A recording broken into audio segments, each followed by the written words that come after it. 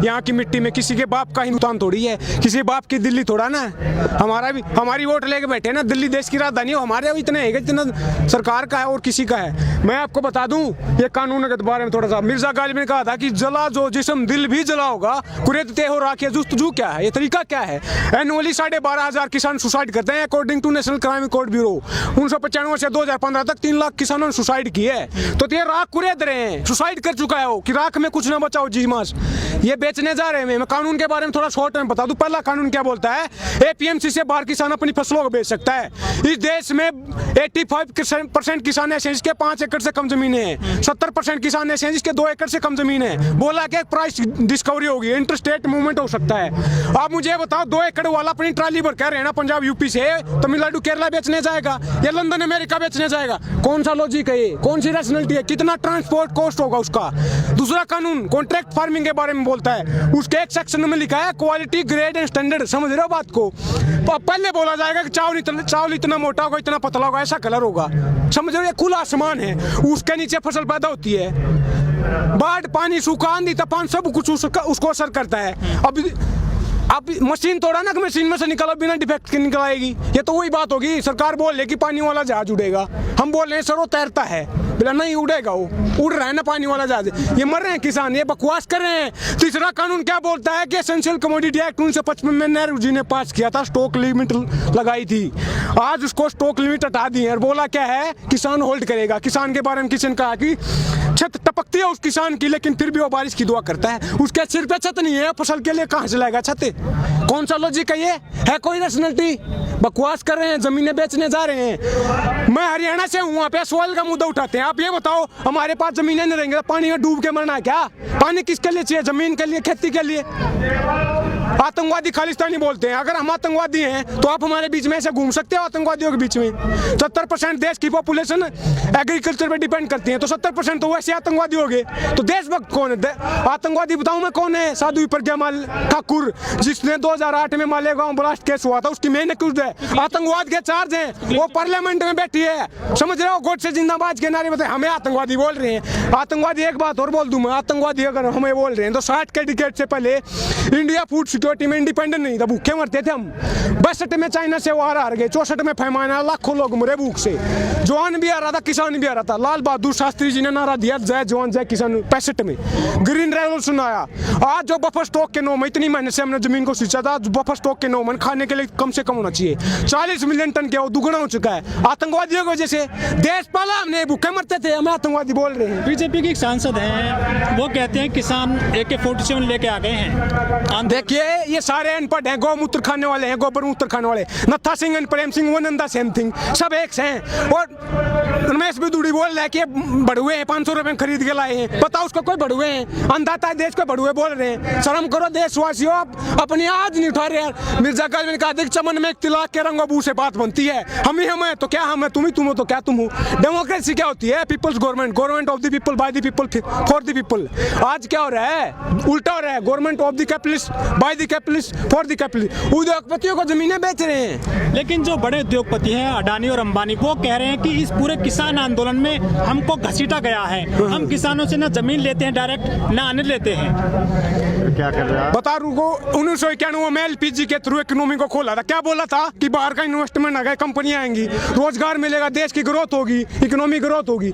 आज उसका नतीजा ऑक्सफैम की रिपोर्ट आती है, 1% के पास देश का 60% धन है, देश के 10% के पास देश का 90% धन है। हम कहाँ हैं? हम कारखाने लगाएंगे? हम PhD करके आते हैं, BTech करके 10,000 की नौकरी देते हैं। 10,000 में ड्रेस नहीं आ रही, कपड़ा नहीं आता 10,000 में। मोदी जी कहते हैं पिंचर लगाने वाला भी रोजगार कर रहा है। क्या लगाने वाला? पिंचर जो लगाते हैं, पकौड़े तलने वाले। हाँ, आत्मनिर्भर बना रहे ना, फिर ताली ताली बजवा रहे हैं। एक ही थाली के बैंगन है, बकवास कर रहे हैं। पार्लियामेंट में 43% क्रिमिनल बैठे हैं। ADR की रिपोर्ट बताती है, association for democratic reform. Kuldeep Sengar rapist, चिमैनन रेपिस्ट, साधु प्रज्ञा आतंकवादी, वैसे बैठे हैं पार्लियामेंट में, कानून बना रहे हैं हमारा। अपराधी हमारा कानून बनाएंगे तो ऐसे बनेगा कानून। मर रहे हैं ना लोग। गुरु तो आसाराम थे, तो आप ही हो ना उन लोगों। किसको? तो पे चुन लिया, उस टाइम पे पता थोड़ा ना था भाई क्या ये ऐसा करेंगे। दूसरी बात, चुनने वाली बात वो आपको गलत लगेगा, लेकिन हमारे देश में एजुकेशन इतनी ज्यादा है कि जैसे इलेक्शन आएगा कोई कोई हिंदू बन जाएगा, कोई मुसलमान बन जाएगा, कोई ब्राह्मण बन जाएगा, कोई जाट, कोई गुर्जर, कोई दलित। ये जाति पाति के आधार पे वोट देते हैं। शर्म करो आप, शर्म की बात है ये। एजुकेशन नहीं है। इलेक्शन आएगा तब भी इनके साथ मिलेंगे।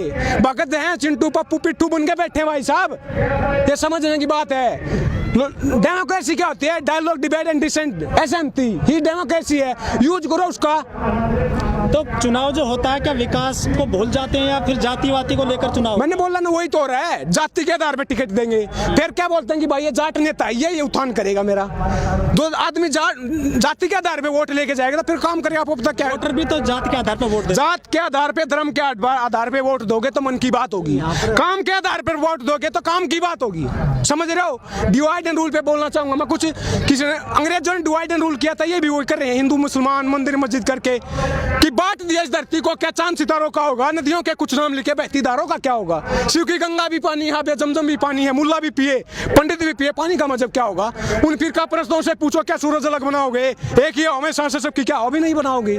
नस्लों का जो करे बंटवारा, नस्लों का जो करे बंटवारा, रहबर काम का ढोंगी है। क्या खुदा ने मंदिर तोड़ी थी या राम ने मस्जिद तोड़ी है? अगर स्टेट मंदिर बनवाएगा तो स्कूल, कॉलेज, यूनिवर्सिटी, हॉस्पिटल, सड़कें, बिजली, पानी ये कौन करवाएगा? इस देश में पहले भी मंदिर बने हैं, सरकारों ने बनवाए हैं। क्या ये आर्टिकल 25 हमारे संविधान का बोलता है कि right to freedom to profess, propagate and practice any और not any religion of your choice. धर्म हमारा पर्सनल मैटर है, हमारा फेथ है। अपने आप चंदा इकट्ठा करके मंदिर बनवाएंगे, सरकार मंदिर बनवाएगी। स्टेट का कोई रिलीजन है क्या? तो सबसे पहले तो चंदा राष्ट्रपति जी ने दिया है। तो राष्ट्रपति क्या हमारा है? ये कौन है? वो किसान है क्या? वो नहीं, हमसे बीच से गया क्या? वो कैसे राष्ट्रपति चुना जाता सबको पता है। सब उनका है। वो तो एक रबर स्टैंप है, सब रबर स्टैंप उठा के लगा दी। आप मुझे बता दो एक भी कानून पे जिसमें राष्ट्रपति ने डिसेंट का भी यूज किया हो, अड़े हो कि नहीं गलत है। ये सारे कानून पे मोहर लगा देते हैं। पिट्ठू होते हैं सरकारों के राष्ट्रपति। देश का पहला नागरिक, गलत बोल रहा हूँ लेकिन पिट्ठू है भाई, पिट्ठू हैं। तो क्या आपको लग रहा है जनता को भी सुधरना चाहिए था? सुधरेगी कैसे? मेजी रेस्टोरेशन आया था 1860 के दशक में जापान में। छोटा सा देश है, खेती के लिए जमीन नहीं है, टापुओं का देश, आइलैंड पे बसा हुआ है। मेजी रेस्टोरेशन आया था, उससे इंडस्ट्रियलाइजेशन हुआ। देश को इतना पढ़ाई लिखा है, ह्यूमन डेवलपमेंट, एजुकेशन, हेल्थ पे इतना खर्चा किया कि छोटा सा देश है। ये जितने है ना दादागिरी के घूम रहे हैं, वर्ल्ड पावर बन के, घुमा के मारा था, घुमा के, भगा यूएस को पीटा, पर्ल हार्बर पे अटैक किया, चाइना को हराया, रशिया को हराया, सारे देशों घुमागा। छोटा सा देश है। ऐसे ही आज इजराइल पूरे मुस्लिम राष्ट्र, 60 मुस्लिम देश हैं, भगा के मारता है। ये लड़ाई की बात नहीं है, रिवेंज की बात नहीं है, रिफॉर्म की बात है। ये रिवॉल्यूशनरी थिंकिंग की बात है, क्रांतिकारी की बात है। भगत सिंह ने जो वो फांसी हो रही थी ना, उनके वकील ने आके पूछा था आप देश को क्या संदेश देना चाहोगे? उन्होंने कहा था कि साम्राज्यवाद मुर्दाबाद, इनकलाब जिंदाबाद। आज मैं बोल रहा हूँ कि पूंजीवाद मुर्दाबाद, इनकलाब जिंदाबाद। मैं क्या बोल रहा हूँ?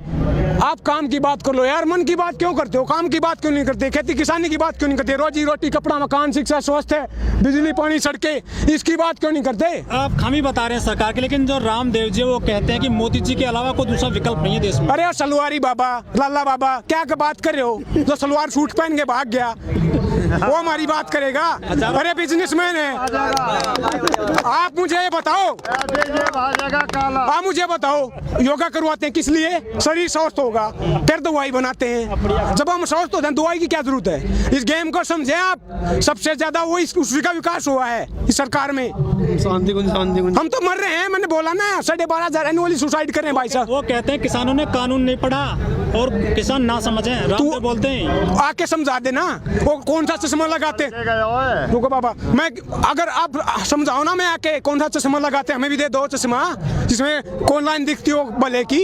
ये कानून जहर है, जहर। सरकार क्या बोल रही है कि 2-3 चम्मच निकाल देंगे, गिलास भरा जहर का है, बोले 2-3 चम्मच निकालेंगे, अमेंडमेंट कर देंगे, संशोधन कर देंगे। आप मुझे बताओ, एक चम्मच हो, एक गिलास हो, एक बाल्टी हो, एक चुटकी हो, जहर तो जहर होता है, खाते ही डेथ होती है। ये डेथ वारंट है। लेकिन सरकार कह रही है किसानों को अच्छे दिन आएंगे, इस कानून से लागत का 1.5 गुना मिलेगा, 2 गुनी हो जाएगी 2022 तक। अच्छा, एपीएमसी में खामियां बताई हैं। एक 2016 में, थोड़ा डिटेल में बताऊंगा मैं। 2016 में ई नाम के वो लेके आए थे policy, electronic national agriculture market, उसमें क्या बोला था 2022 तक दुगनी हो जाएगी, आज कितनी है? वो नेशनल मार्केट होगा, वो कहाँ गई पॉलिसी? वो फेल क्यों हुई? क्या कारण रहा? दूसरी बात, एपीएमसी अगर ट्रेड को डिस्पोर्ट करती है तो फिर केवल 6% किसानों को एमएसपी मिलता है, तो 94% तो वैसे आजाद हैं, उनका उत्थान क्यों नहीं हुआ? मैं बता दूं आपको, 2-4 डॉक्टर हैं, जैसे डॉक्टर दवाई देता ना हम खाते हैं, उस डॉक्टर का नाम है WTO, वर्ल्ड बैंक और IMF, जो वो लिख के देते हैं वही लगा चेप देते हैं, अपना तो दिमाग यूज नहीं कर रहे, गोबर मूत्र खा रहे हैं साले, समझ रहे हो? USA में एक किसान को 45 लाख रुपए सब्सिडी दी जाती है, लेकिन वो लोग कहते हैं कि मोदी जी का डंका बज रहा है पूरे वर्ल्ड में। बज रहा है, अपने देश में तो बजाओ पहले, डंका किस चीज का बजता है? 19 करोड़ लोग भूखे सो रहे हैं, ग्लोबल हंगर इंडेक्स की रिपोर्ट आती है, 94वें नंबर पर है इंडिया, पाकिस्तान, बांग्लादेश और अफगानिस्तान से पीछे, आतंकवादी देशों से पीछे। ये डंका है क्या? कह तो रहे हैं कि हमने जो आसपास के देश अभी भी जीत रहे हैं वो। कहाँ? कल सर्वे आया, उसमें भी अभी भी उनके फैन फॉलोइंग बढ़। अरे सर्वे कहाँ आया है? ये बता दो, गोदी मीडिया में आया है? इंडिया टुडे ने बता दो कहाँ पे आया है? इंडिया टुडे ने कहा है कि सबसे अच्छे मुख्यमंत्री योगी जी हैं। यार प्रधानमंत्री जी नहीं, फिर वही तो बोल रहा हूँ मैं, बताया किसने है? इंडिया टुडे किसका? किसान का है क्या? हमारी बात करता है क्या? वो पिट्ठू बन के बैठे हैं, चिंटू है, चाटुकार हैं, वो पत्रकार नहीं है। सरकार की बात करते हैं, हमारी एक बंडल पे बिक जाते हैं यार, 2 रुपए की कौड़ी की औकात नहीं, हमारी बात करेंगे वो। क्या लग रहा है? की बात सुन के तो वोट देती है जनता। आप किसकी बात करेंगे? आप ही मुझे बताओ, डेमोक्रेसी के 3 स्तंभ होते हैं, 4 होते हैं, एग्जीक्यूटिव, लेजिस्लेटिव और जुडिशरी, चौथा होता है मीडिया। अब मोदी जी के बारे में मैं कैसे जानता हूँ, आप कैसे जानते हो? मेरी बुआ का लड़का है क्या? आपकी बुआ का लड़का है? मीडिया ने बताया ना, क्योंकि थाली लेकर उतारी, दिन रात भगवान बनाया के नहीं बनाया, भगवान ने बनाया ना। तो मीडिया वाले जिसको चाहे चढ़ा सकते हैं, आपको ही चढ़ा सकते हैं, मुझे भी चढ़ा सकते हैं। तो मीडिया सही काम नहीं कर रहा क्या?